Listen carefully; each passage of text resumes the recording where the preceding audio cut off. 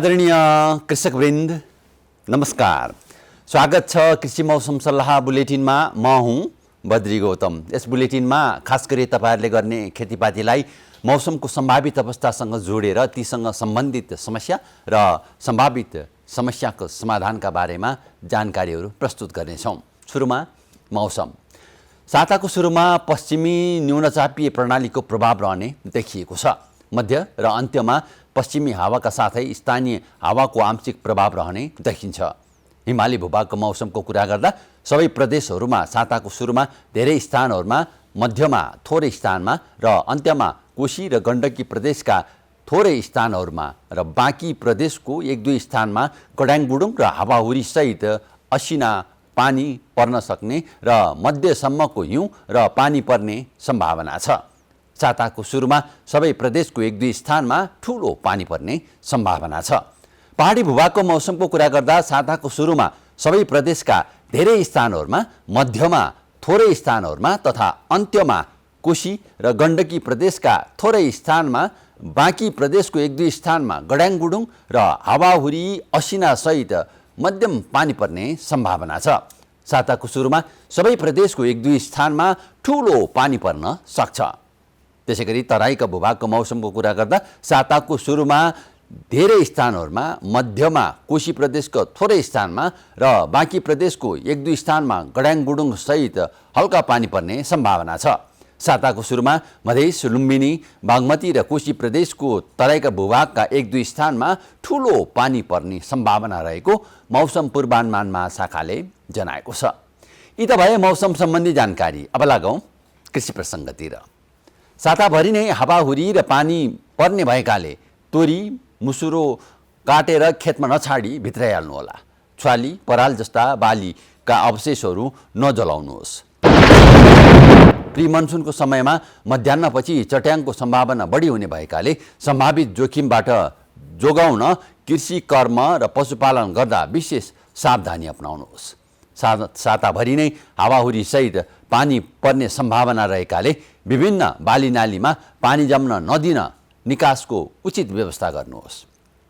चैते धान रोप्ने जग्गामा नेपाल कृषि अनुसन्धान परिषद नार्कले अध्यावधिक गरेको र सिफारिस गरेको मात्रा अनुसारको मलखाद प्रयोग गरी बेर्ना रोप्नुहोस्।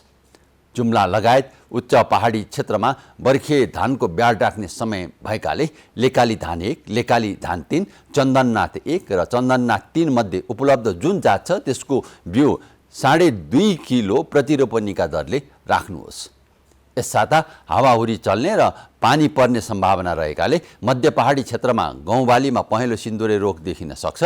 तापक्रम बढ्दै जाँदा गौँबालीमा खैरो र कालो सिन्दुरे रोग देखिएमा प्रोपिकोनाजोल 1 ml वा ट्युबोकोनाजोल 50% र ट्राइफ्लोक्सिनस्ट्रोबिन 25% मिश्रित ढुसीनाशक विषादी 0.5 ग्राम 1 लिटर पानीमा घोलेर 10 देखि 12 दिनको फरकमा 2 देखि 3 पटकसम्म पातहरू भिज्ने गरी हावाहुरी नचलेको र पानी नपरेको समय पारेर छर्कनुहोस्।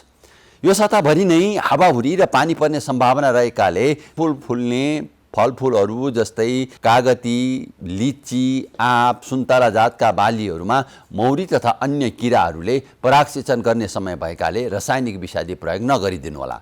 यो साता हावाहुरी र पानी पर्ने सम्भावना रहेकाले मध्य पहाडी क्षेत्रमा लगाइएको आलु लगायत अन्य तरकारी बालीहरूमा पानी निकासको उचित व्यवस्था मिलाउनुहोला। साताभरि नै हावाहुरी सहित पानी पर्ने सम्भावना देखिएकाले मौरी घारको नियमित निरीक्षण गरी घारलाई सुरक्षित राख्नुहोस्। आधार चाकाहरू थप्नुहोस् र सुपर तल्लाहरू थप्ने व्यवस्था गर्नुहोस्। मेघगर्जन र चट्याङसहित हावाहुरी समेत चल्दा कुखुरा, सुँगुर, बङ्गुर जस्ता बथानमा पालिने पशु चौपायाहरू आत्तिने वा भागदौड गर्न सक्ने भएकाले चट्याङको उज्यालोको असर कम गर्न पर्दा लगाउने वा मान्द्रो वा बोराल आदिले वरिपरि ढाक्ने व्यवस्था मिलाउनुहोला। साताभरि नै वर्षासँगै असिना पनि पर्ने सम्भावना देखिएको छ। त्यसैले पोखरीको पानीको तापक्रम अचानक घटाएर बिक्रीका लागि तयार भएका भुराहरू मर्न सक्ने सम्भावना भएकाले नर्सरी पोखरीमा कम्तीमा 1 मिटर गहिराई हुने गरी पानीको व्यवस्था गर्नुहोस्। साथै रियरिङ ट्याङ्कमा भएका भुरालाई समेत असिनाबाट जोगाउनुहोस्। कृषकवृन्द, अहिले हामीले दिएको जानकारी बाहेक पनि थप कुनै समस्या वा जिज्ञासा तपाईहरुसँग छन् भने स्क्रिनमा देखिएको नम्बरमा फोन गरेर सोध्न सक्नुहुनेछ। फोन गर्दा पैसा लाग्दैन। यहाँहरूको कृषि कर्म समृद्ध बनोस्। नमस्कार।